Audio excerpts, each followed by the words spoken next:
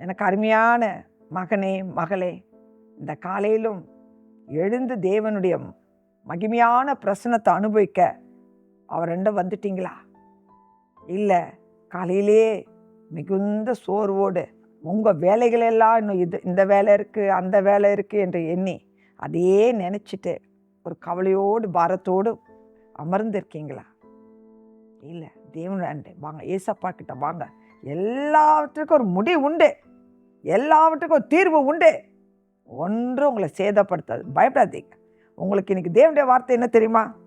சங்கீதம் 111 அதில் 10வது வசனத்தை நான் வாசிக்கிறேன்.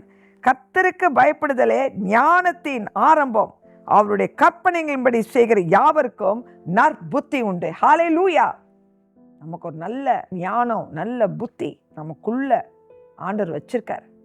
அது எப்போது வல்லமையா மகிமையா செயல்படும் என்றா நம்ம கர்த்தருக்கு பயப்படும்போது.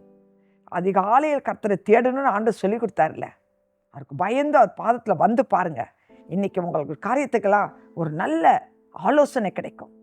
நீங்கள் எடுக்கிற முடிவெல்லாம் ஆலோசனை எப்படி எடுக்குது, இது எப்படி செய்யுது என்ற திகைக்கிறீங்கள, அவருடைய கற்பனையின்படி வாழ அர்ப்பணிச்சிட்டிங்கள, அவருக்கு பயப்படுறீங்கள, அவர் போதனைப்படி வாழ்கிறீங்கள, பயமே வேண்டாம். இன்றைக்கி அந்த காரியத்திலாம் உங்களுக்கு நல்ல முடிவு வரும். கர்த்தரையே உங்களுக்கு ஆலோசனை கொடுப்பார். உங்களுக்குள்ளேயே ஒரு கிரியை நடக்கிறத பார்ப்பீங்க.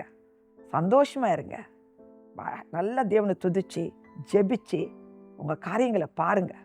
கர்த்தர் இந்த நாளை உங்களுக்கு ஆசீர்வதித்து தருவார், ஞானம் கொடுப்பார், கிருபை தருவார். இதை பெற்று அனுபவிங்க. கர்த்தர் உங்களை ஆசீர்வதிப்பாராக.